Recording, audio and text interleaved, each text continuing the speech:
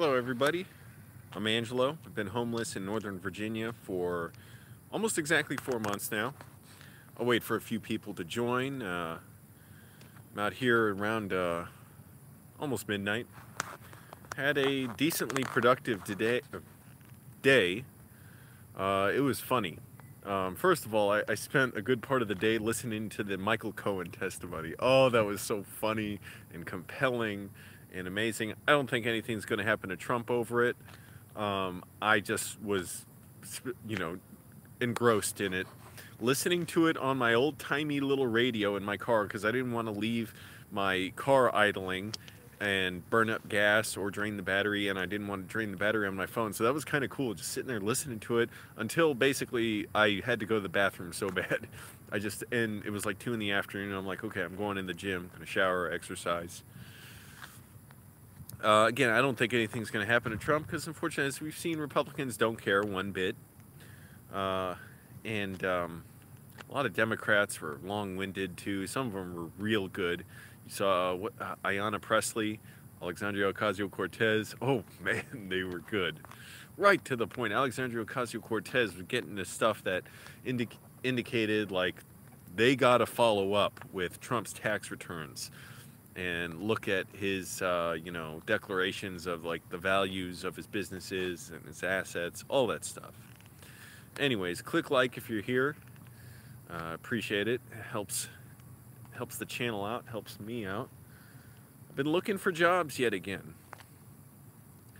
And, actually, I'll wait a little bit till we're still only like 2 minutes into this. Yeah, exactly. AOC was the only one to get straight to the point. Like, she didn't waste time. It wasn't, like, super, extravagant what she was saying or, flamboyant. She wasn't going on speeches. She just got right to the questions.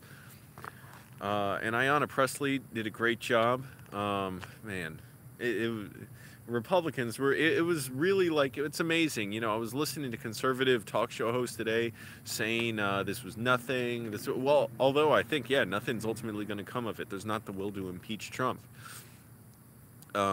Unless something else huge comes. I don't know, like, his tax returns. But as we've seen, Republicans just do not care. Can you imagine if Obama's lawyer, and I'm no Obama defender, but if Obama's lawyer testified that Obama paid off mistresses to silence them, that he overinflated his assets or underestimated them in order to both avoid paying taxes and to look richer than he was, and presumably, do other things like be able to take out loans. Can you imagine if Obama had said to his lawyer, is there any country run by a white person that's not a shithole? And if he said white people are too stupid to vote for me, which is, by the way, very different from Trump saying black people are too stupid to vote for him, and is there any country run by a black person that's not a shithole? Very different. But can you imagine how Republicans would react, how outraged they would be? What's his name, Mike Meadows, whatever, he called, man, this is so dumb when people just look at that, just driving through, I'm white, I found a new route, I invented it, I just drive through a parking lot.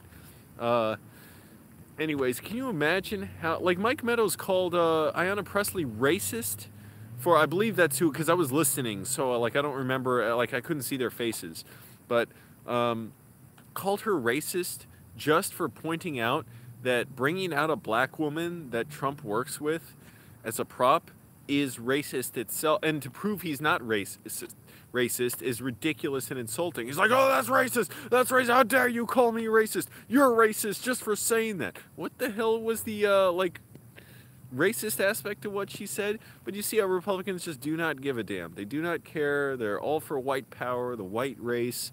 Trump's not going to be affected by any of this, presumably.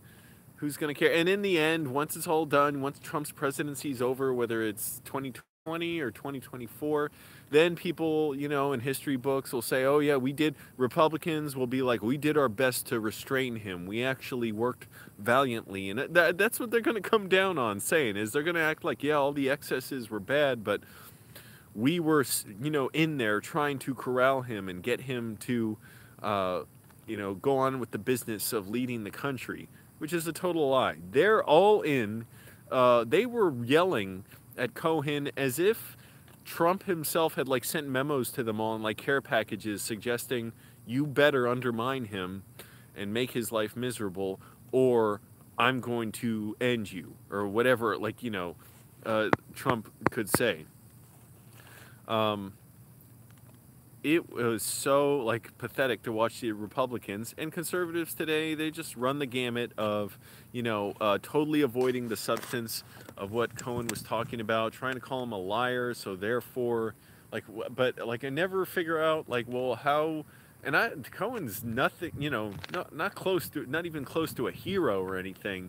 It just, he may be the person we need at this point, but he's not like a good guy, I think, because of this stuff. Like, I saw the interview with him a couple weeks ago where somebody asked him, what would you say to Trump now?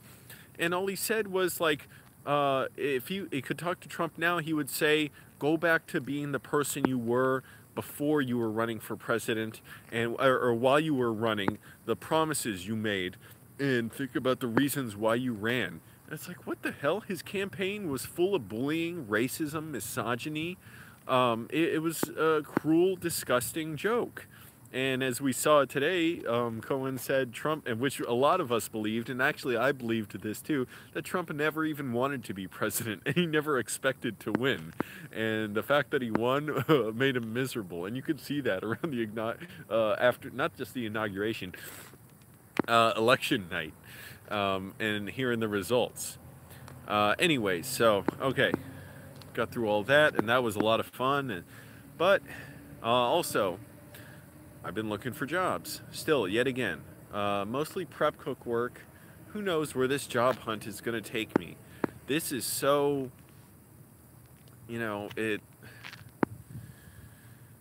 so twisty and so many turns, because I'm also seeing stuff like, I was looking at a job today for prep cook, and I was like, oh, awesome. Like, part of the jobs, the job, posting is in Spanish. I'm like, that's great. I want to work around Spanish speakers. I want to practice my Spanish. They want people to apply in person. I'm like, that's great. They'll take people without experience. Then I saw the pay. $10 an hour. Now, $10 an hour is barely enough to get by being homeless. I make $15 an hour now. So if I was making $10 an hour, that's a big cut in pay. That's a $5 an hour cut in pay. Even if I'm just working like 24 hours a week, which is what I'm working now, that's like $20 less a week. It's $480 a month. I'm already struggling to get by. So I was like, shit. This job seems fun. It's in a good location, but I can't take it. Like, I cannot accept this job. And I was hoping to see this job listing because I saw it before, and it went away for a while, and then I saw they posted again today. So I was like, oh, cool, this place again, because I remembered it, but I didn't think I wanted to apply before. And I'm like, there's no way it'll work. So if you don't have like highly developed skills around here, I don't know what your options are. Minimum wage in Santa Cruz is $11. Hey Aaron, by the way, thanks for joining.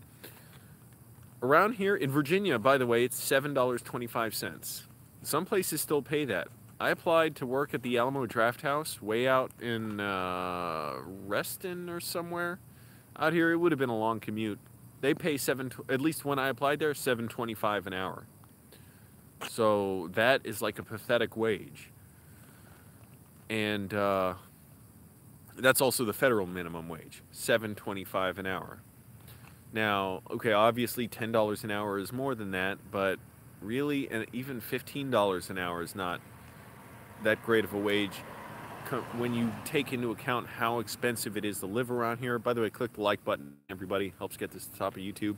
So I'm weighing my choices. I'm like, what the hell? Do I try and get back into videography? Do I try and find clients again? By the way, I had a bizarre experience. My phone, I was at McDonald's the other night, like 1 or 2 nights ago. My phone was ringing as I was going to the urinal. I go back to the table. I don't recognize the number. They leave a voicemail. Listen to the voicemail. Guy's like, "Hey, Angelo, it's me. He was a client of mine from 8 years ago." And I'm like, "Oh, shit. But please don't tell me he's tracking me down to hire me for another video, because I'm just going to ignore it." It was kind of funny because it turned out, and annoying, but whatever. Turned out he wanted an old video of his that I had shot deleted from YouTube. It's not on my YouTube channel. When I do stuff like that for a client, I'll either put it on a different YouTube channel that I used to have for videography, or I'd create one for them, you know, with a name they wanted, and just say, "Here you go, that you can use it. Here's the password and everything. Just use it how you want, but here's your video on it." But he didn't have that info apparently, and you know, he doesn't really know computers or anything. I tried to explain to him, like, I don't have the login info anymore. Just like, you know, I tried to explain, you know, one option for trying to get it removed since it was his work. But then I looked through my old emails. I found out I did have his login info, so I was like, okay, I'll take care of it. Let me just delete it all. Deleted it, simple enough.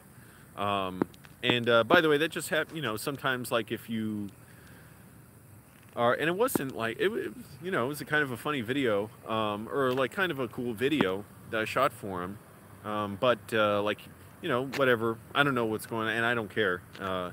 But, you know, some people, different circumstances, they're like, okay, this is not reflective of where I am in my career now or something, so I want this down. And that's fine, it happens. But anyways, I was thinking, well, do I try and get back into videography again? The problem with that is you need very expensive equipment. It's not necessarily impossible. I could get a camera that shoots 4K resolution, which a lot of videography jobs require now. So in other words, like 4,000 lines of resolution. It's like double high definition resolution, 1920 lines by 1080 or 1080, or pixels across. So I could get one and, you know, get a few lenses. Those are the pricey things. It's not the camera itself, the body. It's the lenses and the batteries and the kits and the microphones. For instance, some jobs like real estate, they pay really well, like $1,000 a day. Wedding videography can pay like $1,000 a day. Some weddings, they'll hire crews and pay like over $10,000 for the videography. I'm like, well, you know, I could, I guess, like really push myself, try and do that. It's a lot of work. It's a lot of time. I'm not necessarily opposed to that. It comes down to, I'd rather be telling my own stories and don't want to be working for other people. And working for clients, you know, can be cool, and it can be a huge hassle, especially if they don't know video. And, you know, that's fine. Not everybody is immersed in video. And just stuff happens where, you know, they realize they want different things or whatever, but it's hard to find a client you really click with. And so that's why eventually I just stopped taking clients. And also I just got kind of like tired of it's relatively low pay for all the work you put into it, unless you're getting really high paying jobs. So, yeah, and it's still one option. I don't know. I don't fucking know. But other than that, it's like these prep cook jobs I'm looking at, even if I take one, and it pays decently, like at least say $13 an hour, I might have to be working 2 jobs for all that and nights at the bar, which is okay too. Like I could get by there and then, you know, stop working at the bar after a while. I wouldn't, and I'd be glad for the money, but for $10 an hour, it's not even worth it. I would be so damn broke. I'm barely getting by now. Ear's getting a little cold. My battery doing not bad. So that leaves me wondering, where are the good jobs? How do I possibly find a good job around here? It's, you know, I don't have a degree, and a full-time job is beyond full-time. Full-time jobs require you, you know, I mean, think about it, just getting ready for work and commuting. It's like, it can be like 10, 11, 12 hours a day.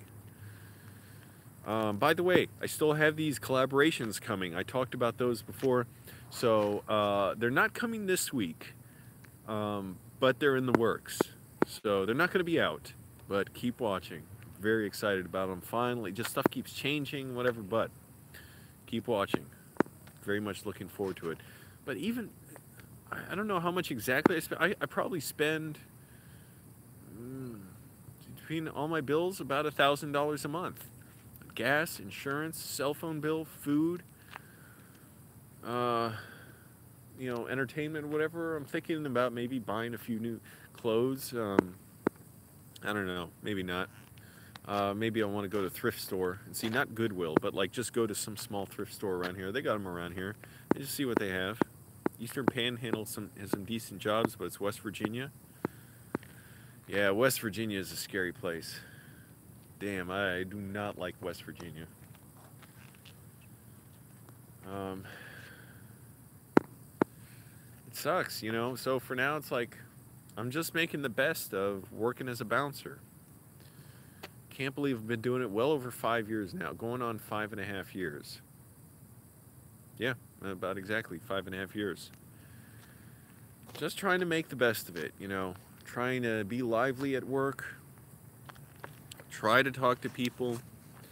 Try to do other things during the day to keep myself, you know, feeling active and connected to others. I finally finished a first draft of my screenplay for a short film today.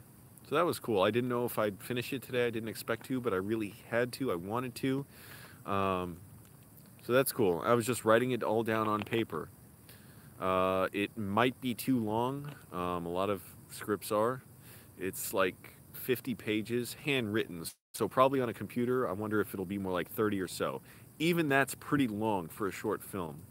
That won't get programmed at a lot of festivals just based on length. And then, of course, it's a first draft. So that right there, it's going to need to go through several drafts and changes. And I'm going to need to get feedback from people. It's invaluable for a writer to hear, you know, what's working, what do people have questions about, where does the logic not add up, can certain parts, because I know there's one part of the story that's weak that could definitely be strengthened, or it needs to be cut entirely. And the movie's based loosely around or informed. It's not based on it, but it's informed by my experience being homeless. I got just an image one day while I was at my car, and I was like, oh, this image right here of where I am, like, what if something happened here, and then, you know, someone else shows up, and then, you know, like, that sets off the story events, and also other stuff from my past, and of course, a lot of it's just made up. But I like the idea of it being outdoors, being something that could be relatively cheap, but also that takes money. It's probably going to cost a few thousand to make. That's if I do it. Like, in paying all the crew and everything, and it's going to be very low, you know, small crew. Probably all natural light or whatever artificial light's available. Try and shoot it very quickly. And try and be super prepared for it. Hey, 9 people here. Click the like button, everybody. It helps me out. I am really stuck looking for jobs, wondering what kind of job can I get, because I was excited to look up a prep cook job I found today. It had been posted before, then the posting went away, and they posted it again. I was like, oh, this place seems cool, and it's in an area that's good, but I saw they only pay $10 an hour. I'm like, as much as I'd like that, it would be irresponsible of me to take it. I cannot accept a job that pays that little. That would leave me in big trouble financially. Even being homeless is expensive. I probably spend around $1,000 a month. Probably more than that. And, still, you know, I make more than that, so I'm able to pay things down and make a little on YouTube.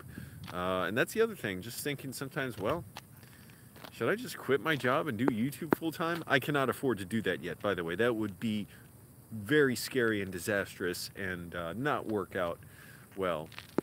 But thanks to, you know, you all watching, like, it might be a possibility eventually. And What's that random knocking sound? I don't know. Check your door, Aaron. Or it might just be my feet. Like I'm just kicking the ground, kind of. This guy from the Angry Grandpa video. Yep, that's me. Hey, watch the Angry Grandpa Walking Dead prank. I shot the newscast segment for that.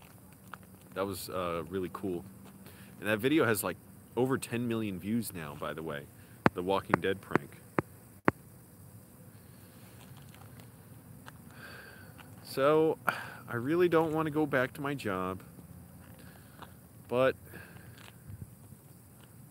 what other option do I have? This is what people got to do. Just got to make the best of it. I'm glad I finished the first draft of my screenplay today. I should type it up on my laptop at some point and then really, you know, go through it. Also, now that I finished it, I just got to take some time away for a few days and just take in some other experiences. So that's good because writing this has taken up all my time lately, or a ton of time. And I'm really glad the last few days I got a lot of it out. I sort of was figuring out what I need.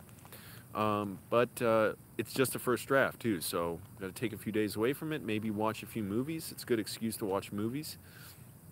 I used to read a lot of scripts, and I read like 30, which is still not a lot. I want to read at least 100, but and it's kind of hard to read them now. Like I don't want to read them on my phone, but just it's an opportunity for me to get a little space from it, take a few days, and then go back to it, and then show it to some other people, get some feedback, or actually maybe do another rewrite or two on it first.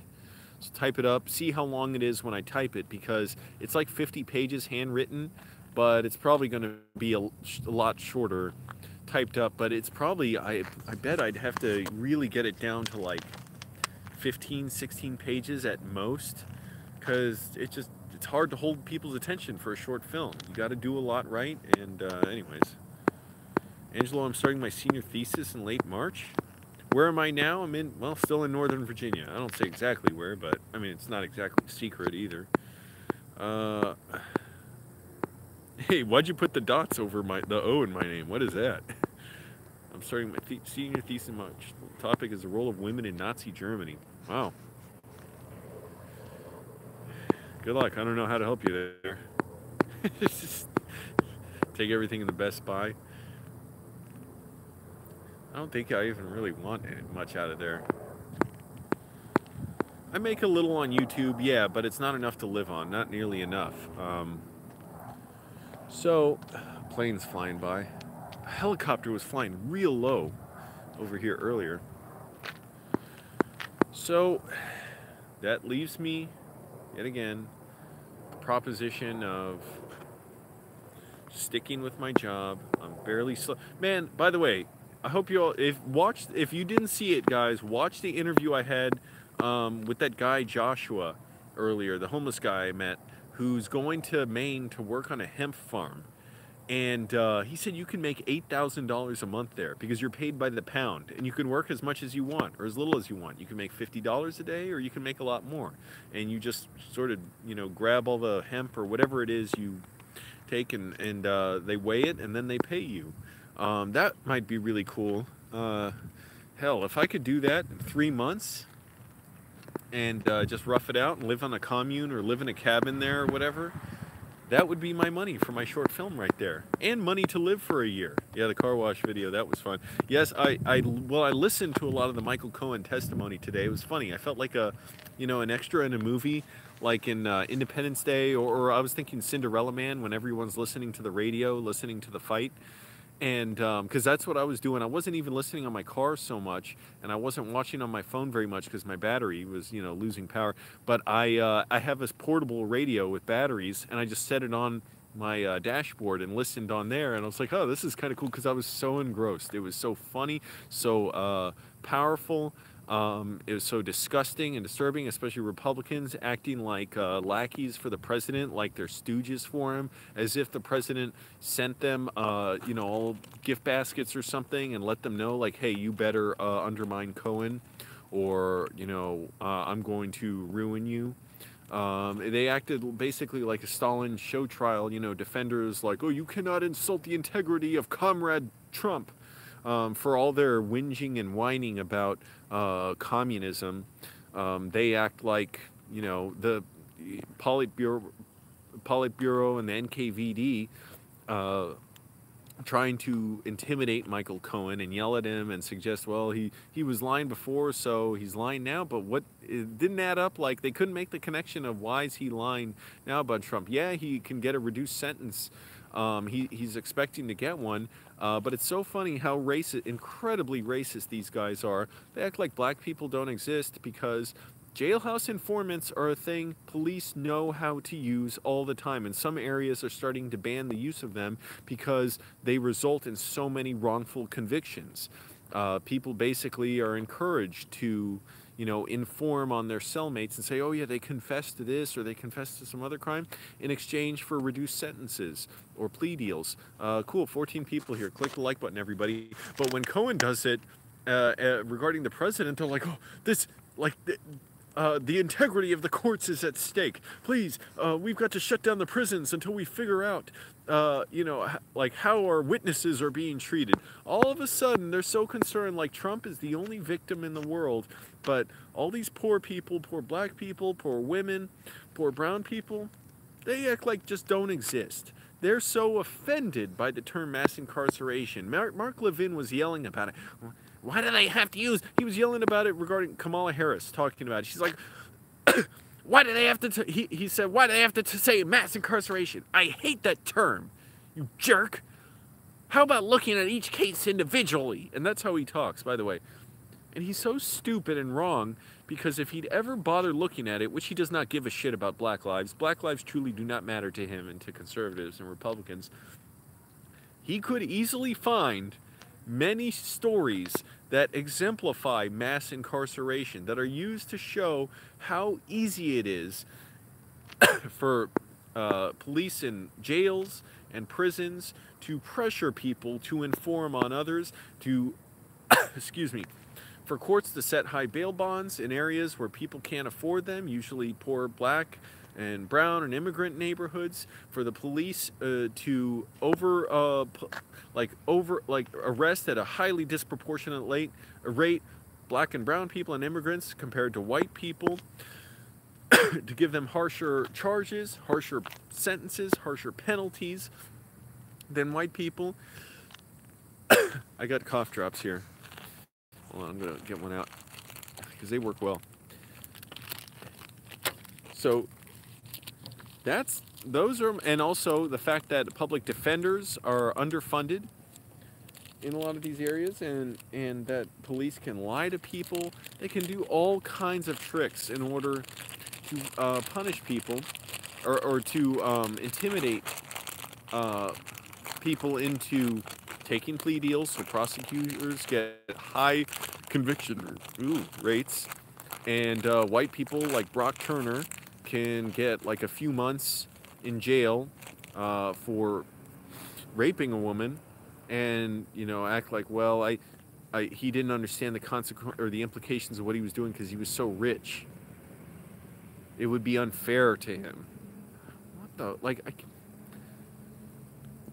what can you even say? I'm just speechless. You know, it makes me sick. And people like Mark Levin just hate it. They act like, no black people exist. What are you talking about? Our judges are perfectly fair to everybody. The only victim is Donald Trump. The only person victimized by the court system is the president, a billionaire white man. Hold on, I gotta set my phone down so I can get this thing. They don't bother talking about stop and frisk, about Eric Garner, Philando Castile,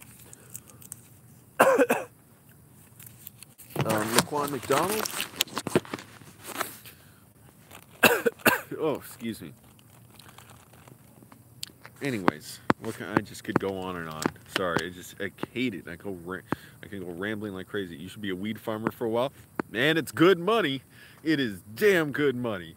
For 3 months, just rough it out. I might not be making videos much because it's like you'd be living, from the sounds of it, I would be living without electricity, and basically I would just be making the food they have there and away from any cities. but it's damn good money. $24,000 in 3 months. I would try and make even more than that. I would push myself so much to work so hard and make a ton of money. It would be rough, you know. But if I made, say, $20,000 in 3 months, I made $20,000 last year. So if I made $20,000 in 3 months, it just blows. And it's only seasonal, so it's not like you can work longer if you want. It's just 3 months, and then the farm shut down for the year, or for however long until the next, time it's open. I mean, not only would that be enough to live on for a year, which I would still try and make other money, but that right there would allow me to attempt to make this short film. My fingers are going numb. What are people saying? Oh, Tulls LP. How you doing? Aaron wants me to give you a shout out. Eric, night's going all right. Good and bad. I'm struggling to find work. Cummings' closing remarks were rather good.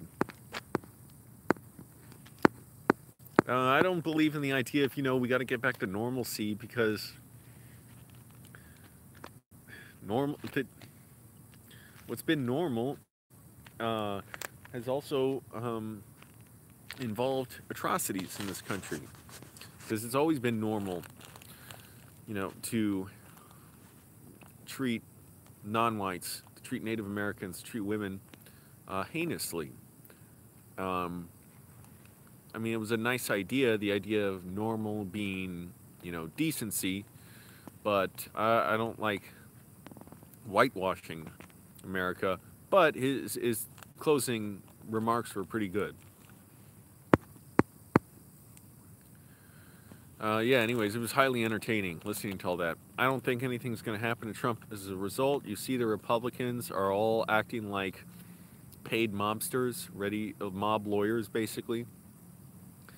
Trying to attack Cohen and smear him, and they had nothing really much to say other than, well, he's a liar and we can't trust him. They don't give a like, just imagine if Obama had a lawyer who testified all that stuff against him, that Obama wrote a check to pay off a mistress to keep her silent, that if Obama had overinflated and underinflated his assets in order to avoid paying taxes and to look richer than he is and possibly use that as leverage in his business dealings and to get loans. If he had said, and this is totally different from Trump saying this about black people, but if Obama had said, because this just shows how racist and how highly sensitive white Republicans are, if Obama had said, is there any country run by a white person that's not a shithole? And if he had said, white people are too stupid to vote for me. And if he had driven through a poor white neighborhood and said, see, only white people can live like this. Republicans consider, and Nazis, coincidentally enough, you wonder, is it coincidence that Republicans agree with Nazis on this point, that there's anti-white racism? Or is it deliberate, that they knowingly agree with them? So those are your two options. They just believe and coincide with Nazi beliefs, or they readily adopt Nazi beliefs. Can you imagine how badly Republicans would flip out and harp on that and hate Obama for that? And if he had a mistress, and if he had cheated on all three wives and had children, multiple children between them. Hey, Lynx, thanks for joining me. Can you imagine all that? They would hate that. They would hate that a black man did all those things, that they would hate that a Democrat was doing it, or if there was anything comparable like that if Hillary Clinton had done it. And I'm no Hillary Clinton defender, no Obama defender. They have much more common with George W. Bush than with anybody I'd support. But just imagine that. So that just shows you, like, Republicans have no conscience. Conservative pundits are already downplaying this, and they're already mocking Ayanna Pressley and Alexandria Ocasio-Cortez. Funny how they just keep mocking women, especially women who they look at as somehow, oh, they don't quite look like them. Women of color. Chris Plant, he's the closest thing we have to a full-out Nazi on the radio. As much as Eric Harley and Gary McNamara are racist, but they're two hosts. So Plant is just the one host who's the most racist because he literally acts like he's a lawyer for white supremacists. He gives the closest thing I've seen to, like, YouTube racists ranting, in terms of, he was making fun of Ilhan Omar the other day. He was saying she's against America, but she's the Muslim, Somali congresswoman, a refugee. So funny how Chris Plant just keeps hating that. Like, he really hates that about her. He said she's a Muslim wearing a hijab, and then he said, well, there's nothing wrong with that unless she's the kind of Muslim who goes, and then he did this yelping battle cry, as if, what, he can't tell the difference between a Muslim and a terrorist? That, to him, it's like, well, how do you tell them apart? They look like each other. And that's the whole, by the way, the whole guiding idea behind a wall with Mexico, behind our immigration policy, is confusing one person with brown or black skin with everybody else who remotely looks like them, or who speaks the same language as them, or really just doesn't speak English. Speaks another language. Is, well, they look like them, so how can we tell them apart? If one looks like a criminal, they probably all are. That's how you know people like Matt Gaetz, the congressperson who's incredibly racist, who left a threat for Michael Cohen on Twitter and is now being investigated by the bar. And that's how you know he's racist. He absolutely despises Mexicans and Hispanics. Yep, I saw Dianne Feinstein. That was a shame. That was pathetic, embarrassing, not terribly surprising. So, yeah, what can I say? Hey, happy life. Thanks for joining me. Click the like button, everybody. It helps me out. A lot of you did. Appreciate that. Down to 59% on battery, but you know what? I have a portable battery charger, so if I really want, I might plug it in. It takes a long time to charge, but fucking tow truck just going around like a vulture buzzing. Wonder if he's had his eye on me. I'm gonna get my battery charger, portable battery charger, somewhere in here. Come on. Where is it?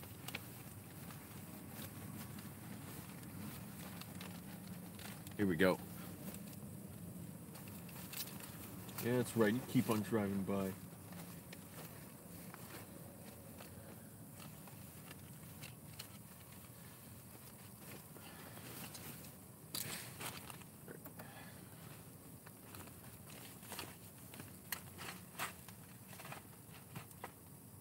Ah, a bunch of thumbtacks fell out. There we go. Where's the cable for it? Found it.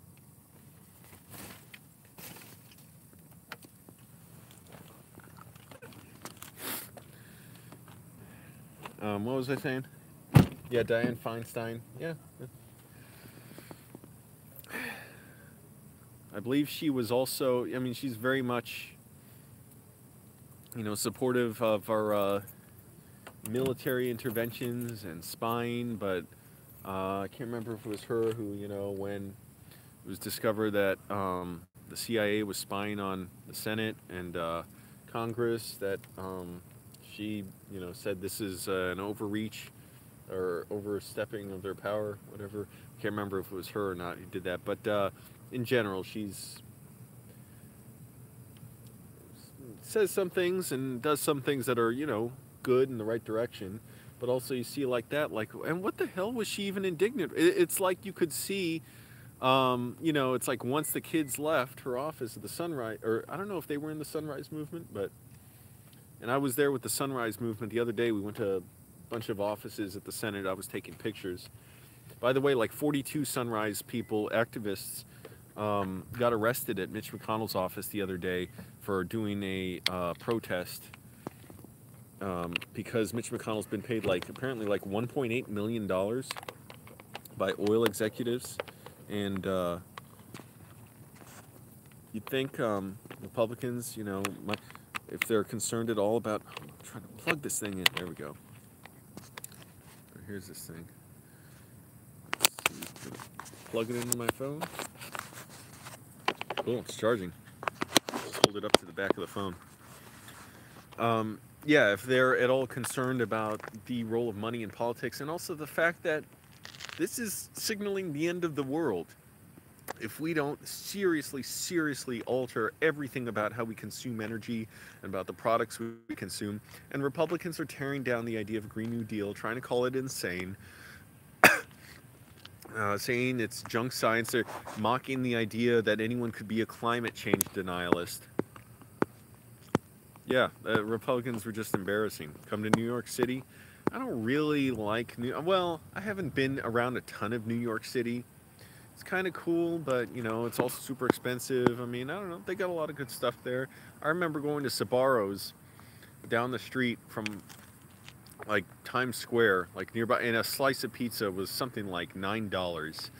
Um, I know that's like not really New York experience, but you know, I was there traveling and like I was shooting stuff for uh, entertainment agency, a fashion agency, and it's like, you know, that's where I was in the hotel.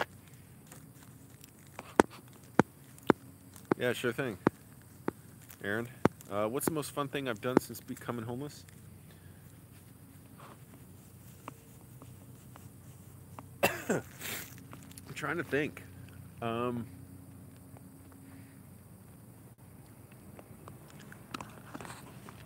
Fun? I mean, I haven't done a ton of fun stuff. A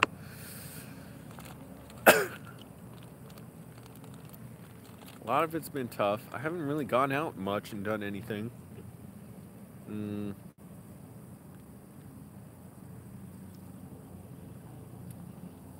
I mean, saw some movies, like 2 or 3 movies. Uh, I guess writing this short film, because I wouldn't have wrote it if I didn't go homeless. So if you missed it, I wrote a short film, a screenplay. I just finished the first draft today, all on paper. That was, I got the idea while I was homeless, and about like, you know, just an image came to me while I was going to my car of like where I was and looking around and like, oh, what if something else happened here, and then what if a bunch of other stuff led from that. So that wouldn't have happened if I was still living at home. So that was pretty cool, and I'm glad I got a first draft done. I feel my writing's improved quite a bit since I started writing screenplays, and I've worked on. I only wrote like 90% of a full feature-length film, which was really bad. But even then, it was like horrific. It just nothing, you know, that a producer or studio would ever want to make. But in terms of just screenplays, like it's, you know, there are little things that are fun and funny about it, whatever. But anyways, I learned from that, grew from that, and worked on a lot on notes and scenes for other screenplays. And then finally got around to this, and feel my writing's improved. Now it's the first draft, so that means I need to go through more drafts, and I want to type it up and tighten it up and shorten it, probably, and also get feedback and figure out, okay, what questions am I not answering, or what questions should I raise, and is everything, you know, reflecting, you know, moving forward based on one specific idea for the story, or is there anything that doesn't relate to that idea and therefore it's slowing the movie down and it should fall by the wayside. So video with Joshua was great, thanks. Yeah, kid behind the camera, we talk once in a while, I mean, but yeah, once in a while we'll, you know, send a message to each other or anything, or something like that. Yeah, Joshua's a cool guy. I plan on keeping in touch with him. Excuse me. What is with Aaron? What is with the dots over the O in my name? Have I thought about astro projecting and becoming a rich guy instead? What the hell is astro projecting? Like, friends with God? What the hell? There is no God. And astro projecting, like, what is that? Like psychic stuff? I don't do that.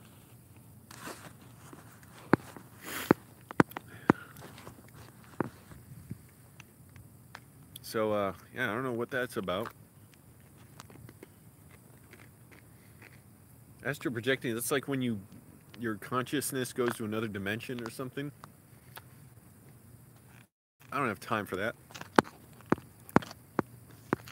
And hello is Angelo in Spanish. Yeah, but you have the 2 dots over my name. That's like German or something. So I'm at a loss for what I should do for work. Because I could, like, man, you know, it would be fun to work in a kitchen, but it'd also be irresponsible to take a huge cut in pay and work for $10 an hour.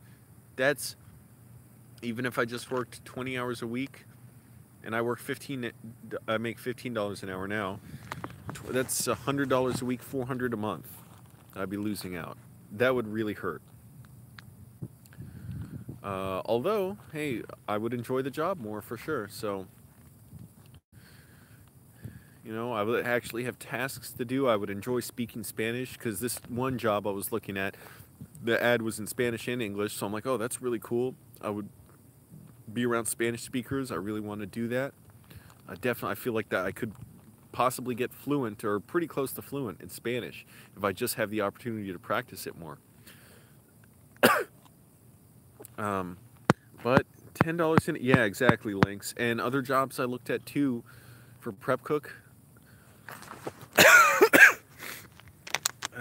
Still got a slight, like very slight cold. I'm getting over. I don't feel bad, but like my voice gets scratchy.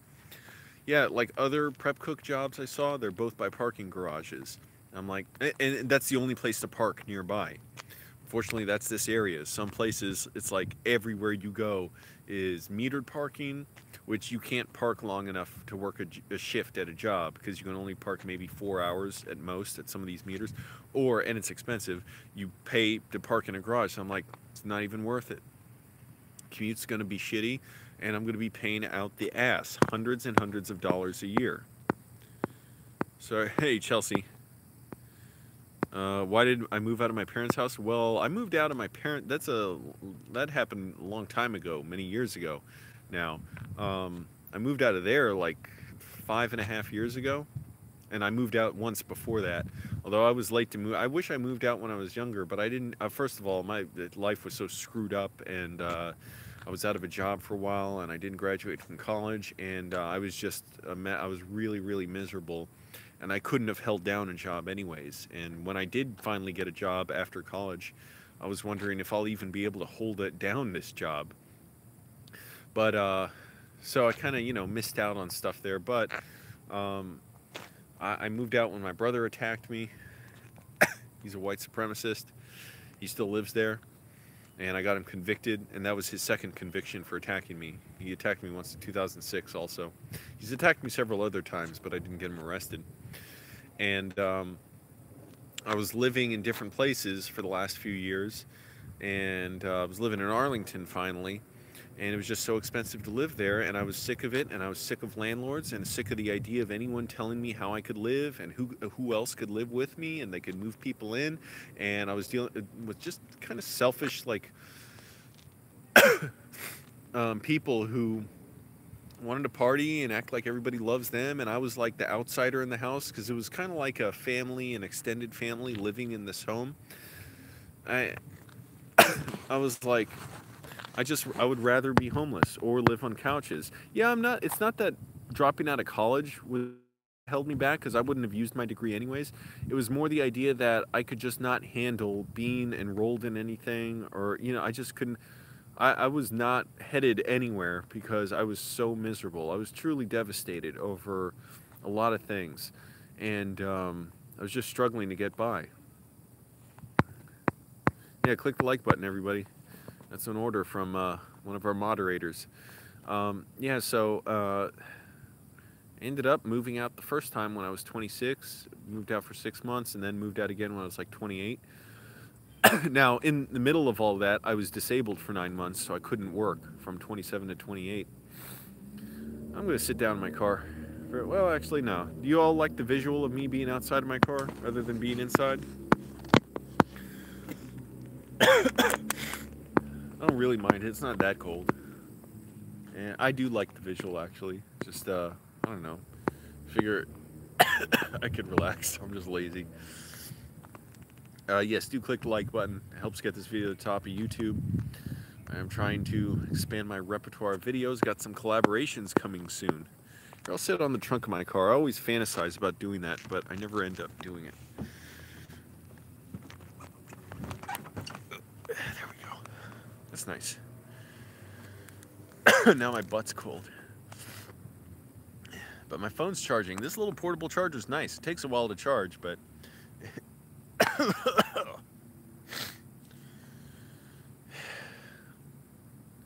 So, not a lot of jobs pay well. I saw, for instance, actually one job that would pay well, carpenter's apprentice.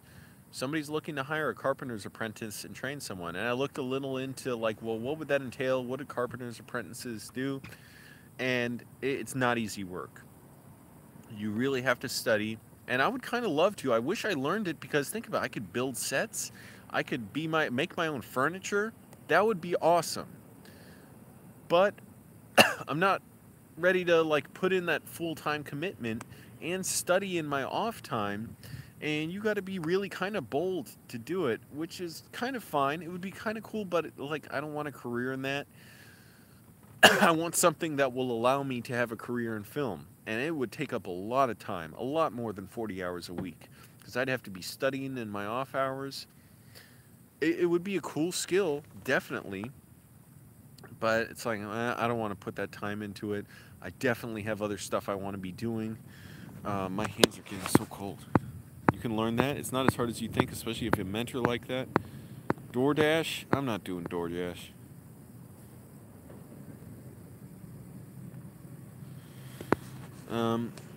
Yeah, like, that'd be cool. And actually, maybe I will work with someone like that, but I would want to do it just freelance. Although, I don't know if I will work with someone like that, because the person I'm looking to, like, has been very unresponsive lately, and that's just how people are. He's not getting back to me. You know, I see him once in a while, and I'm like, hey, you know, I want to check with you about this thing sometime. He's like, oh, yeah, man, definitely. This week, try it. And it's been going on, like, for, like, 3 or 4 weeks now. So, I'm tired of sitting on the bumper.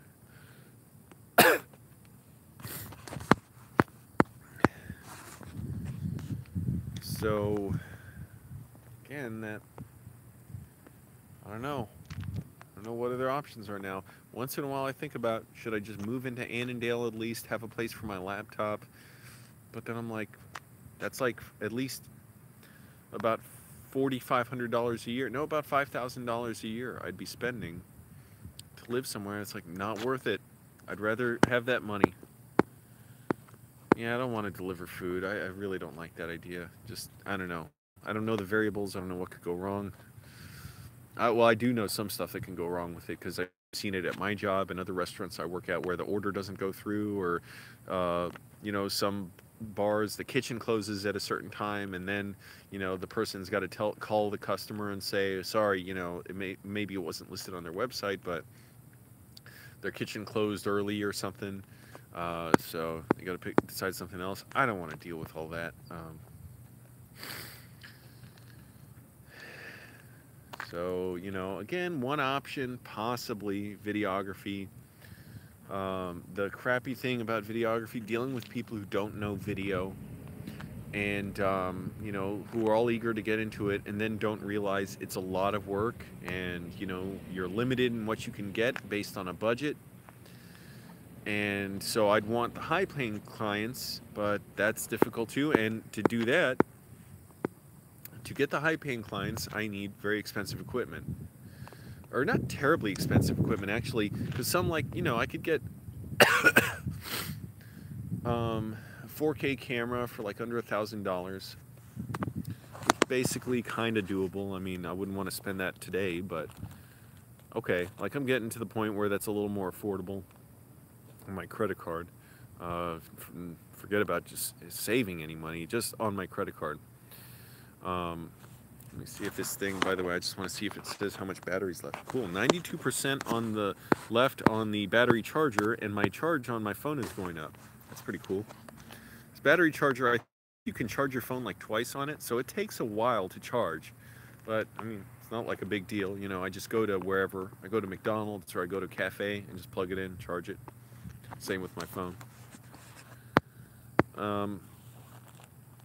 Yeah, so it's like, yeah, I could try and get into videography again. what I'd really like to do, maybe something like commercials. Again, a little tricky too. It's not like I have an ad agency or an agent representing me to direct commercials. So, and to get those things, it takes, you know, considerable effort and success.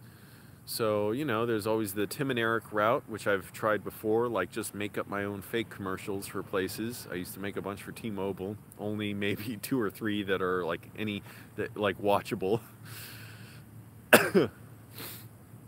Excuse me. But yeah, it's definitely an option. Like just make a homegrown commercial, just make something really funny that looks great and that's really weird. Although now we're oversaturated with that. I feel like Tim and Eric, because they directed an Old Spice commercial, once like Old Spice started doing these absurdist commercials, now it's like every fucking brand out there is trying to be absurd and have their Twitter accounts be ultra weird. You see like Dollar Shave Club or thing or whatever, Harry, like just everything. They have the weird goofy guy spokesperson doing non sequiturs, and it's a little tiresome. Not exactly tiresome, but you know, I mean, like, hey, it's like I like that it's something different, but now everybody's in on it, so you got to try something different yet again. So maybe something elegant and sleek, like David Fincher or Alex Proyas videos or commercials, or Ridley Scott. Directors like those, Spike Jonze, definitely. I really admire his stuff. I'd recommend pulling the plug when the weather gets too cold. Wait, too hot to sleep in the car. What do you mean pulling the plug? Oh, pulling the plug on being homeless? Yeah, that's going to be a tough one. And the weather's only going to get more and more brutal every summer. Because we are approaching the tipping point of, you know, climate change. That is genuinely scary. I literally think, like, how can, you know, you have a relationship with someone if you're struggling to get by now? Like, think about it, like, you know, dating someone or whatever. And it's like, if you're just struggling for survival, how do you even, you know, maintain anything with that person? If we become a world where we're climate refugees, very, very scary. Yeah, get a place. Yeah, I know what you mean. Definitely. I don't see how I could, even with the windows down, even just sleep on top of the car if I tried to do that. I don't know how I'd be able to do that if it is unbearably hot. Last summer, we had a heat wave that was virtually the entire summer, where I could go out at 3, 4 in the morning, and it's still like 89 degrees. So that may be just happening again. I don't know. If it was just for the hot weather for the sea, right? Yeah, like just get a place for 3 months or sleep on a couch. Right. Hey man, this battery thing is cool. Got it at Walmart, but you can get it anywhere, whatever. Buy it online.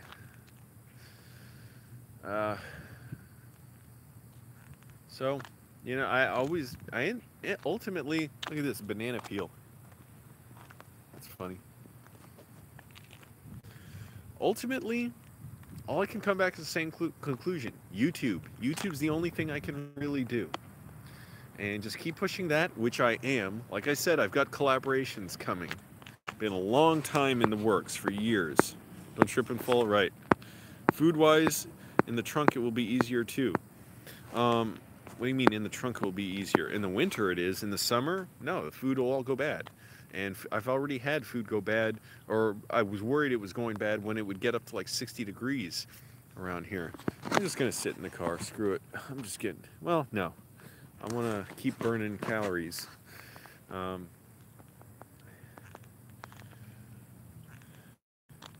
Yeah, definitely during summer. Well, anyway, so I got a few months until then. Maybe it's going to really get that warm around May or so. But it's definitely going to be an issue because eventually, what sucks is when the temperature keeps changing. Once it's consistently one thing or another, it'll be better. But I know it's going to suck because I've dealt with this before. When it's cool enough to sleep in the car at night, but by the time I get up, the car's heating up, I'm sweating, I can't finish sleeping, and I sleep late because, oh, it'd be easier if I have a fridge in the summer. I sleep late because I work so late. So it's not like I can just go to bed when it gets dark and then get up when the sun comes up. I go to bed super late, like 2, 3, 4 in the morning, and then if I sleep well, I'll get up maybe 11, noon, 1 in the afternoon. Angelo's dad growing up video. My dad said growing up basically was terrible for him. I don't know, maybe.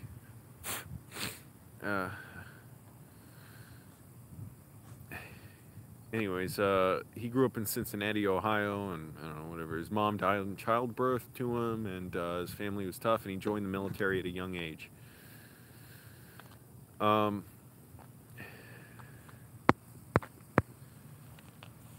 So, YouTube's kind of the only option. It's scary to say, because, there's a part of me that just wonders, what if we have all this flood and everything, like floods and climate disasters, and like, what if the internet, like, function, like, what if parts of the internet are shut down?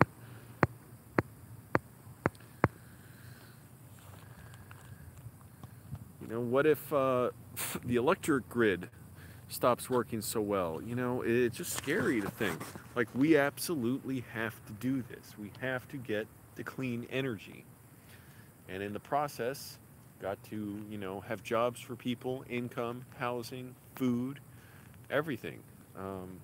And right now we have a party, although Democrats are, it's not even that they're conceding, like they're willing to work with them. They are the same. Many Democrats are the same. We have a party, the Republicans, who are the prominent force in the world against, dealing with climate change. I don't get into that. I don't get into supporting or, endorsing any candidate. I'll talk about ideas. There are definitely things, obviously I like about Bernie Sanders. He supports the Green New Deal.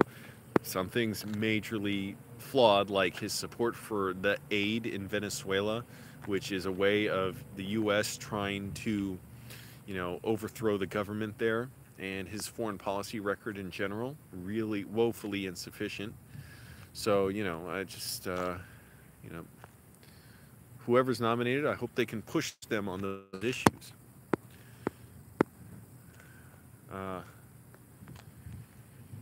It's got a lot of work. My rash seems to be getting better, by the way. I've been putting tea tree oil on it 4 times a day, like one of the subscribers, K-Dubs World, said.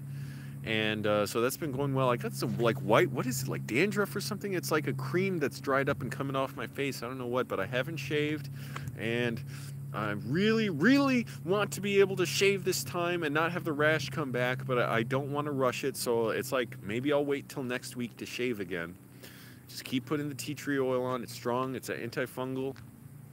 Gonna put it on one more time tonight. Vaseline where it's great for rashes. Dead skin, maybe. Yeah, the tea tree oil is strong. Yeah, I want to really get rid of this rash. Okay, my arms are getting tired. This is a good reason to get in the car.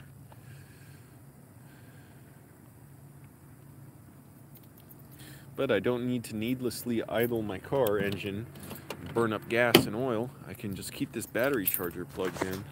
Let's see how this is doing. 87% on it. Like I said, it can charge the phone twice, I think. I got the heavy duty one. Even though there's not much light here, let's see if I can, I'm gonna do this. Okay, well, I will unplug it for a moment. Turn the car so I'm under some more light, because I don't want to use up the light and battery on the phone.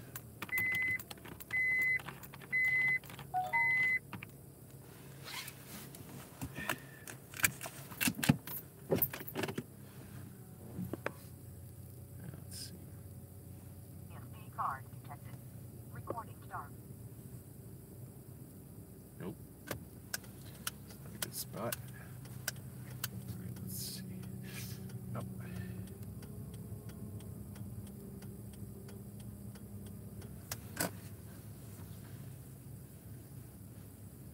Oh. No, it got better, but that wasn't a spot where I could park at. Let's see here. Nope.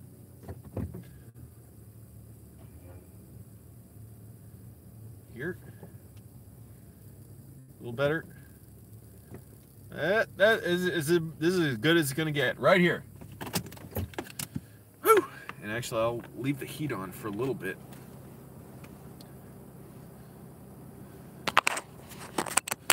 Also, another health consequence of being homeless, my feet, because they're down on the ground, I think blood pools in them a little bit. So it's like when I take my socks off, it's like a severe like indentation in there, and I'm getting little spider veins in my ankles.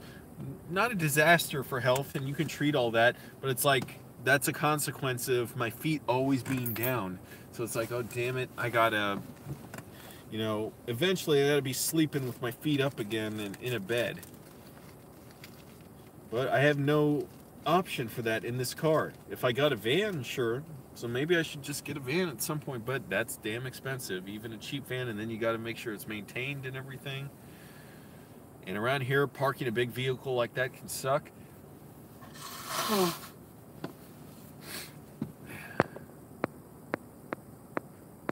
By March 1st, I hope so. Yep, that's exactly what I got, Lynx. It's the Melaleuca tea tree oil. That's what I've been putting on my face 4 times a day. Yeah, it happens with anyone who stands a lot, right? I don't mind so much. I'm just worried about any health consequences or blood clotting. Got some Kind bars. Eating too many of them. They're so good. I've barely been eating lately too, trying to lose weight for real, for once. Trying to seriously lose weight. Like, I don't even eat before I work out. So I might go like practically 15 hours without eating. It's not hard. Like, the worst thing is just being tempted by seeing food. If you don't see it and don't think about it, it's easy not to eat. Kind bars, definitely. Yeah, happy life. It's tough, but hopefully you get through it.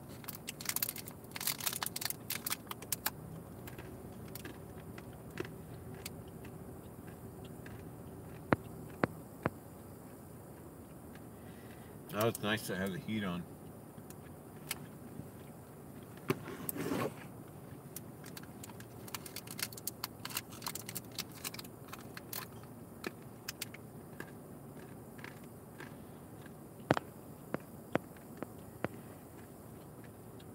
Kind bars are really good. Low sugar.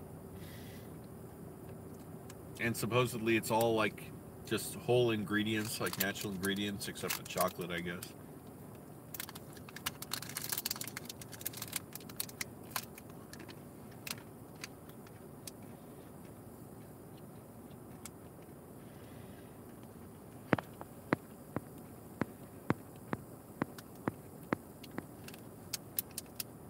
Yeah, getting in shape's tough. I've been working out almost every day for 4 months, and you wouldn't really know it looking at me.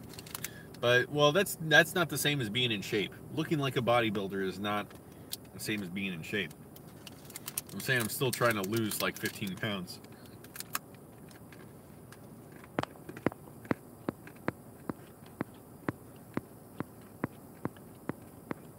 What kind? What? I'm eating Kind bars, whatever. Dark chocolate, something, I don't know. Almonds.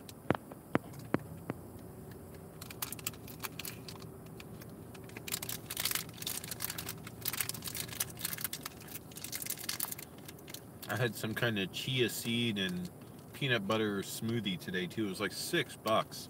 Too much money, but I guess it was healthy.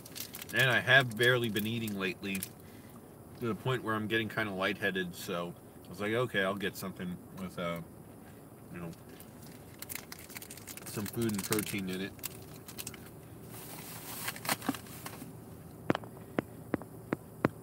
Yeah, fasting always works. True. Can't argue with results. I'm going for an hour here.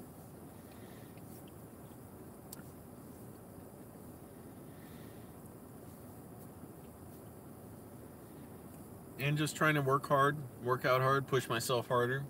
lift heavier weights, you know, push past plateaus. Um, I'm really, really excited to make this movie, this short film, and I think, you know, I'm properly critiquing myself and am willing to seek out critiques for it. For some reason, writers just have to do that. It's almost different from other things in that you need to hear from other people, you know, what they think, what's not working about it, because you just can't see it all. You can't know. So I'm sure that'll have a lot of surprises for me and twists and turns, but I'll be glad to show it to others once it's ready. I still think I want to work through 2 or 3 more drafts of it and type it up, because it's all written on paper right now. And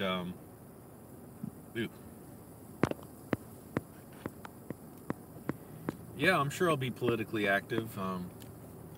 Green New Deal, I hope to do more work with that and the Sunrise Movement. I don't know, whatever else relevant. There's so much going on. You got, Amazon, trying to keep Amazon out of here. I'm really glad the movement to keep Amazon out, or at least to not give them hundreds of millions of dollars in subsidies and tax breaks, seems to be growing, because more people are learning about it around here. People didn't know before. When people learn about it, they don't support it. Understandably, because it's going to drive so many people out of this area and drive people into poorer and poorer neighborhoods, drive people into homelessness. It's going to force others to get second or third jobs, commute longer, not being able to see their families, their health deteriorate from that, being stressed, being overworked, and still on the verge of homelessness.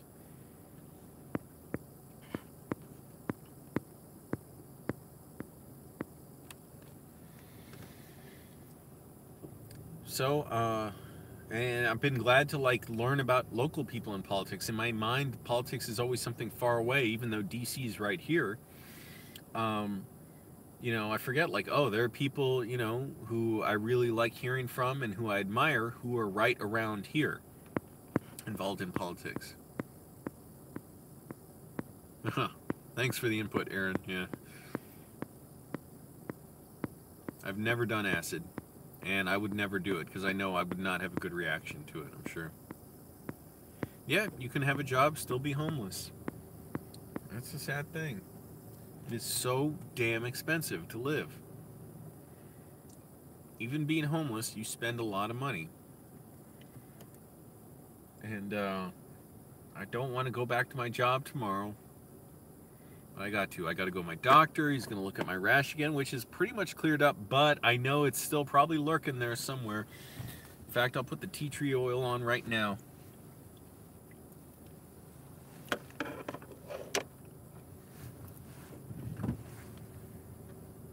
This is the Melaleuca alternifolia, pharmaceutical grade, 100% pure.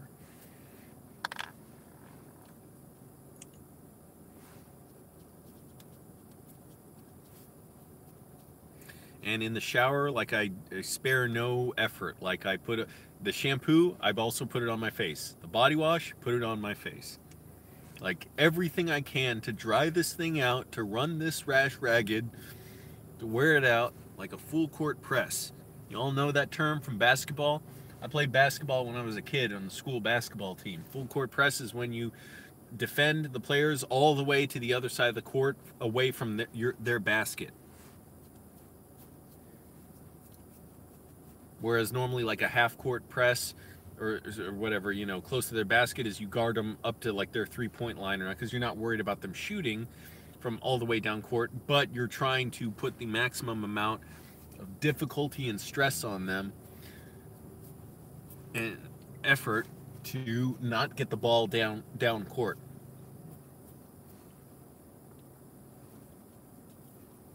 This is really the worst part of the rash right now, but it's pretty much gone. But I still want to be very, very cautious and say, fine, wait a few days. I've got new razors. By the way, Aldi is awesome. They got these razors there, because Gillette is very expensive for razor cartridges. You know, you pop them off, you put the I've had the same razor, the stick, like since I was 18, so 2002, or 2003. But the razor cartridges, I've spent hundreds and hundreds of dollars on over the years, because a pack can be like $25. I got a bunch of disposable cartridges, still with 3 blades on them, because that's what I like. I don't like 2 blades, it's not enough. The crazy chic 4 or 5 blades, too much. It just damages my skin. But 3 blades is perfect for me. But Gillette is very expensive, so I got these ones from Aldi. It's like $3 for a pack, like 5 of them. Maybe they won't last very long. I was like, okay, I gotta try this. So I haven't tried them yet, but I'm gonna see once I go through my last cartridge with the Gillette, and just see how they are. See, I'm not skimping on this. I'm going crazy on this mofo.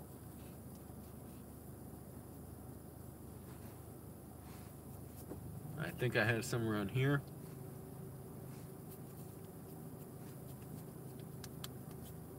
Makes my lips go numb if I get some on lips. Alright. Pretty good. Thought I'd wash my sleeping bag today, but I didn't get around to it. I've been so busy.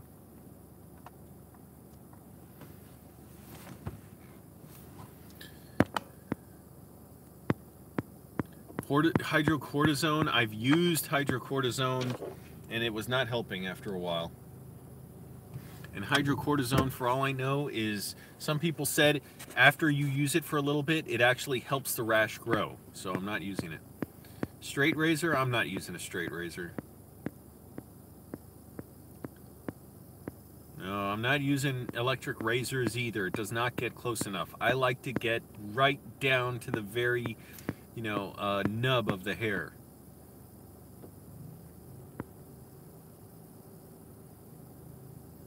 Melaleuca, okay.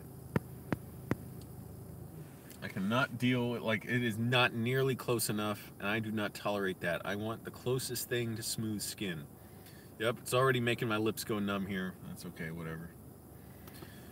Now I'm addicted to having the heat on. I just can't turn it off. And tomorrow I gotta go to the doctor. I gotta do something else for a collaboration.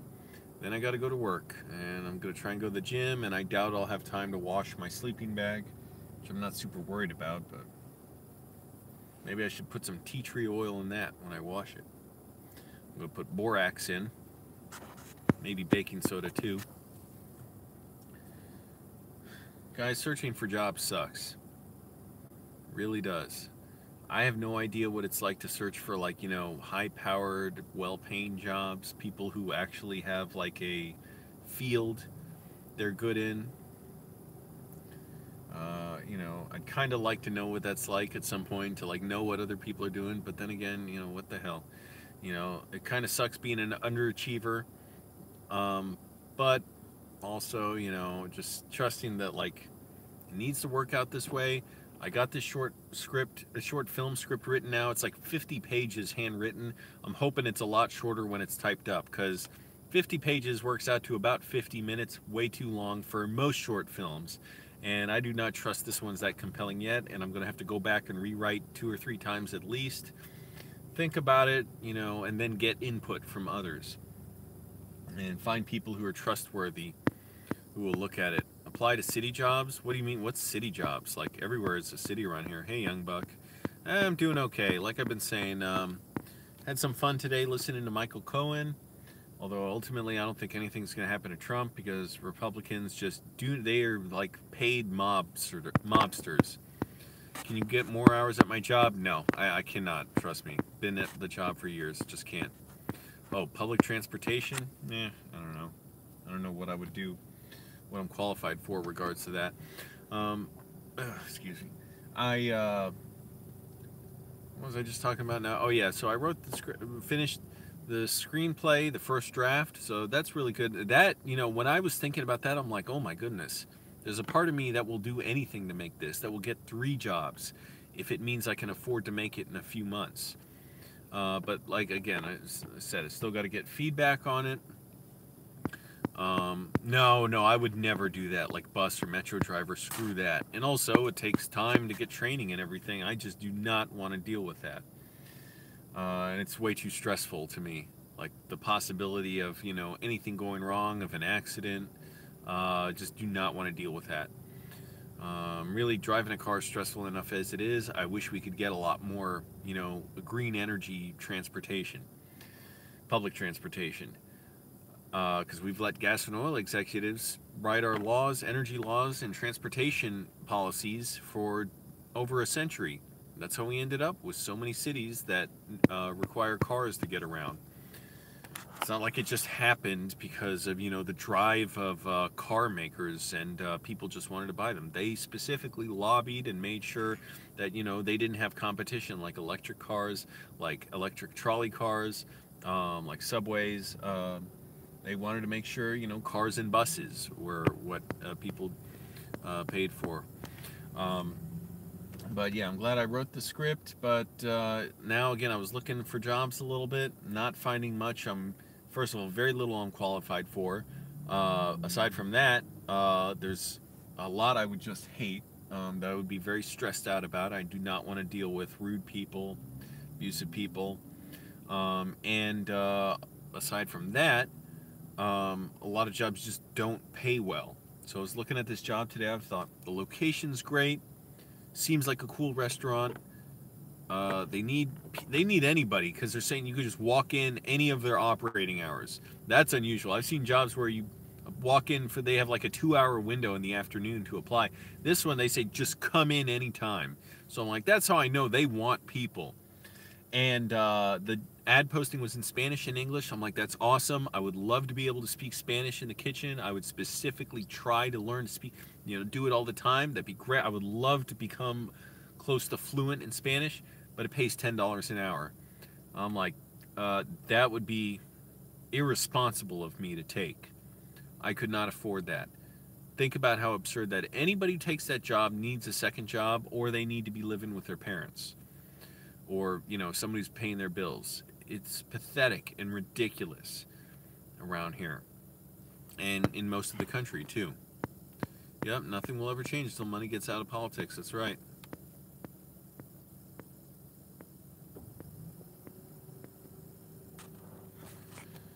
So I'm not looking forward to going back to work. It's not like I'm horribly dreading it now. Like, you know, it's fine. Once I go in, it's like, no big deal. The scarier thought is just that I'm going to keep going there and keep going there day after day, year after year, and just take it and never do anything else. So the one thing that is changing, though, I will say, YouTube. Getting more subscribers, more views. So got to keep up the effort on that and really push out more videos. And trying for that. I've been a little bit slacking the last few days. I was so glad to meet Joshua and get that video with him. I wish, if, you know, I could have actually had my proper, you know, camera there and mic'd him up, and we could have filmed an interview with both of us on camera, but I improvised. I just filmed it on my phone. Thank goodness my phone can film. I hope so, Lynx. Yeah, happy life. I make a little money on YouTube, but like I said, it's not nearly enough to live on. Videos have to make a ton more views to make money, to make decent money. So that's the other thing I'm working on too. But, you know, the thing is, to make money, you need to, I mean, some people are really good at making, you know, very popular videos with a little money. It's possible. Oh, man, sorry. Just farted.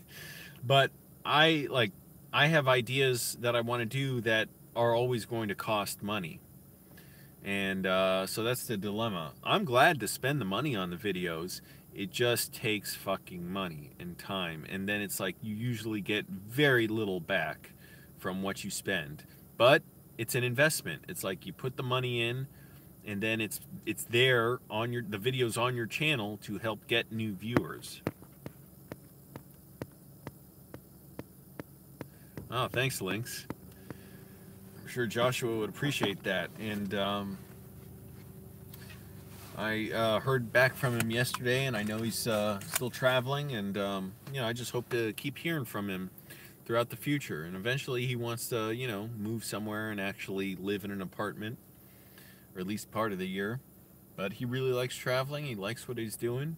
It can be a struggle. It's a tough life. He's got a great dog. Dog's super friendly and just relaxed and nice, you know, like doesn't panic, doesn't freak out. Like I walked up to him, dog's just real relaxed, like you know, somebody on weed. And the dog was not on weed, but I was just saying the dog was just super relaxed and friendly, and you know, knew her way around people.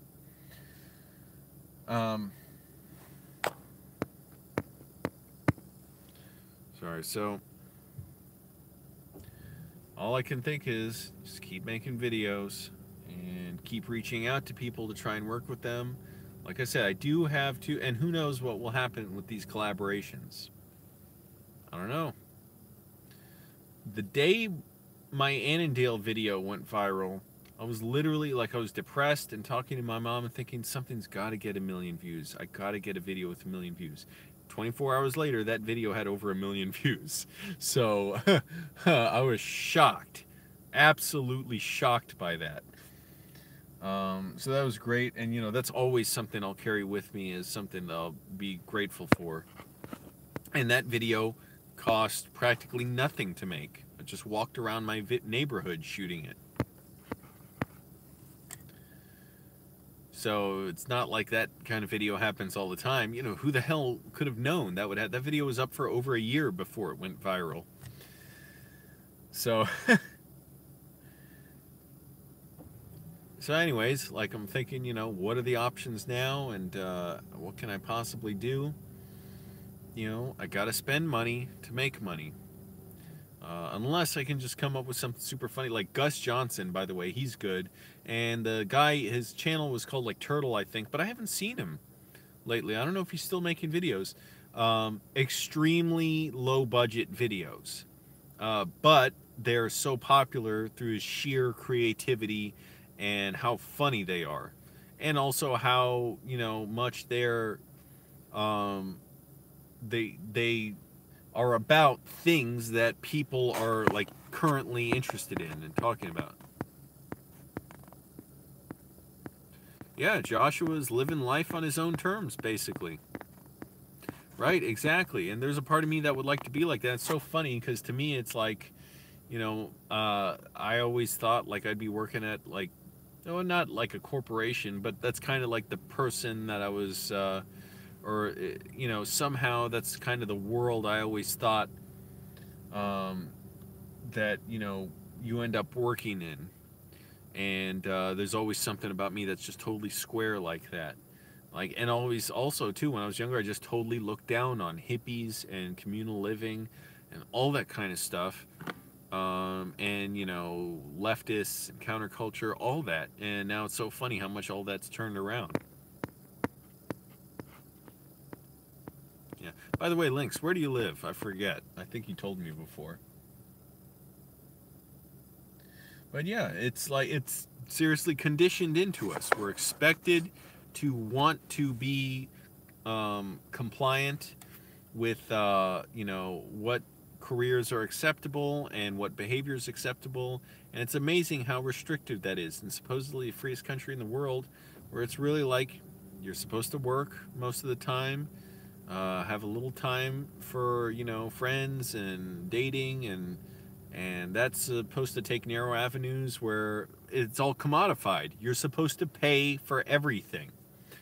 You're, you know, not really supposed to create in a way that's like almost out of bounds. And you know, patronize businesses, and you don't, you know, you don't fundamentally challenge the way we live. And so now there are things that we're going to have to do because the consequences of not doing them are going to be disastrous, like a Green New Deal, which is going to change everything about our lives. How we get energy. Montreal, okay. Hello, Brandon. How we, like what kind of, what our products are made of, how transportation works, every single thing it's going to alter. And also how we, you know, what kind of homes we have, the type of buildings we have, they're going to have to be retro, you know, like fitted or whatever needs to be done to be able to get clean energy.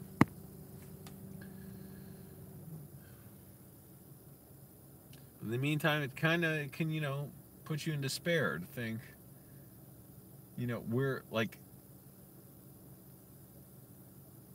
coasting by just on the sheer misery of others. It's like that's the only way we get by is, millionaires and billionaires are able to keep, modestly, or people who make a modest income and then a lower income, like just well paid enough and convinced enough with propaganda that they, they have everything they need to live and they can get more if they really want it, while they make millions and billions. And it's just amazing how much control they have with their messaging, and advertising is so geared towards showing you if you're rich and you're white, this product's for you. And it's almost like commercials are just for being rich and white. It's weird, eerie how much, like, not having TV for a while and then seeing them again, how like clear it's like Nazi programming comes out of them. Anyways, sorry Brandon, you're just joining. I'm just leaving because been going for an hour and 30 minutes. My phone's overheating. Yeah, little guy always wins. Well, we'll see. I don't know. Nothing's guaranteed about that. I'm going to take off the case of my phone and put on the air conditioning. But, I would like that if there was actual, opportunities to disrupt fields that people say, well, this is, how businesses works, is the next better business comes along and takes over. But in reality, businesses absolutely pay to make laws to make that impossible. So, and it's not just law, it's just how things work. They would hate it if a lot of poor black and brown people and immigrants were able to create, be disruptive and create businesses that would serve people way better than what, predominantly white male conservative businesses do. Let's see, is my phone cooled off yet? No. Oh, now it finally. Nope.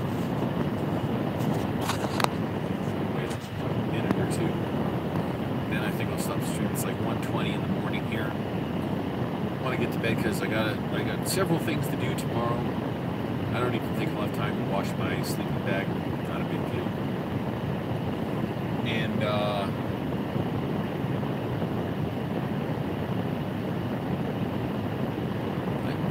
there's a part of me that just really wants to quit my job. I'm not like desperate to do it right now. I'm feeling okay.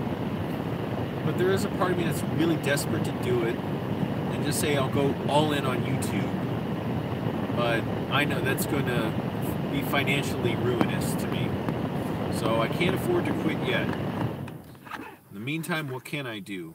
Keep meeting people in like activism and doing film related events. Keep looking online for jobs, as much as they're all just kind of dead ends. And really, to me, it's like it's irresponsible to pay someone only $10 an hour at a job. Figure out a way to pay people more, because in DC or in the Northern Virginia area, you could work, let's see, $10 an hour. You'd have to work like 60 hours a week, although you get overtime, obviously. But so whatever the equivalent is, because once you get into over 40 hours a week, you get paid 1.5 times your hourly rate. And then I think 50 hours or so, then it's like 2 times your hourly rate. So that's by law. So whatever you'd have to do, you'd have to make like $600 a week, let's say. Yeah, roughly $600 a week. So that's like, without counting overtime, 60 hours a week. And businesses hate paying overtime. That's a lot of money for them, so they're not going to necessarily do that. So whatever it is, like 50 hours a week. So I don't know if that math adds up. So the last 10 hours, you'd be paid $15 an hour. Like $600 a week, which you're not going to get working $10 an hour, because you're not going to get that overtime anyways. And plus, you'd be working like a maniac. what, over 10 hours a day if you're working 5 days a week, just to be able to afford a place. And even then, $2,400 a month, can't really afford an apartment on that, because an apartment around here would probably be at least $1,600 a month, plus utilities, water. You might have to pay for trash pickup, might have to pay fees with the apartment complex, you might have to pay for parking there, pay for laundry. Also, you're paying for food, paying for gas, cell phone bill, car insurance, going out. So you're still going to be living with roommates. Think about that, how miserable that proposition is. Working like 50 hours a week. So that's really irresponsible of a place to pay someone that little. I don't see how they can, feel okay with doing that. That's a piece of shit move. I personally pay people out of my pocket more than that on film shoots. Well, it might work. I don't know. Does it work? Well, for much more fun and easier work, I might not pay much. Like, just making goofy little videos. But yeah, actually, okay, it might work out to, I don't know, about $10. And no, more than that. I can't remember. Fuck it. I'm trying to do math while, like, talking. I had a shoot that was, wait, I'm trying to think, 7 hours. Paid $125. Yeah, that's over $10 an hour. And that was like 5 years ago. I paid that out of my pocket, and these fucking businesses aren't willing to do that. Sometimes I've looked on Indeed. I haven't looked on there recently. Sometimes I'll look on like whatever the first results on a search engine are. But a lot of times I'll look on Craigslist. But yeah, I'll also, it's just the problem with it. Sites like Indeed too. I'm not fucking signing up. I'm not, going through a long application process or having my resume processed and all that stuff, and then having to fill in the resume question, the previous job experience, in addition to uploading all that bullshit. I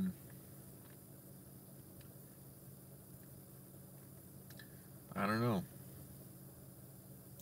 Really don't know what else to do. I could at least not deal with it's not even stressful really dealing with drunks or anything. It's not a big deal. It's just lonely. But working at a place like Amazon, I'd still be making $15 an hour, but be whatever, moving boxes around. But I don't know, that'd probably be lonely too, I'm sure. It just, in a way, it's less stressful just because, at my job, it's like I'm just standing around watching people. I don't know, something about that's just kind of miserable. Just because it's like I know all I can do is stand here and just watch. At least if I'm moving boxes around, I'm doing something. Maybe that's it. Maybe just Amazon. As much as, well, I've already said so much against Amazon, but our options are limited here. And Amazon absolutely should pay people more in their warehouses especially, and hire more people to do whatever they need to with all the billions they're getting in tax breaks, in subsidies, in contracts from the government.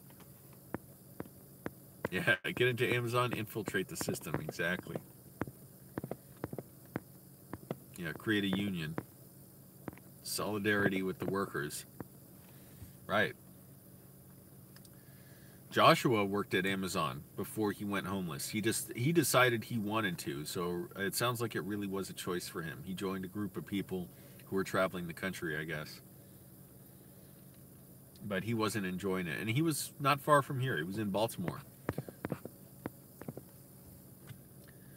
Yeah, so that's one option. It's like, hey, just fuck it. Just work in a warehouse, unloading boxes. It's like not that much fun. Like, it's be working around all guys, but at least I'd be like exercising, doing something different.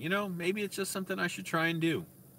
Thank goodness people pressured Amazon to pay their workers $15 an hour, but then Amazon fucking tried, went and found ways to still screw with workers and take away benefits and only hire them part-time. Again, hey, maybe that's a decent. What do you all think? Think I should try just working for Amazon in their warehouse? At least it'd be a change for me. I know it wouldn't be that much fun because it's like, hey, there's no, people coming around to meet. It's not like now I have regular customers coming in. Occasionally, women come in too. There would be none of that. It would just be me and probably a bunch of other guys in a warehouse, bending over, picking up stuff, taking stuff off shelves, organizing stuff.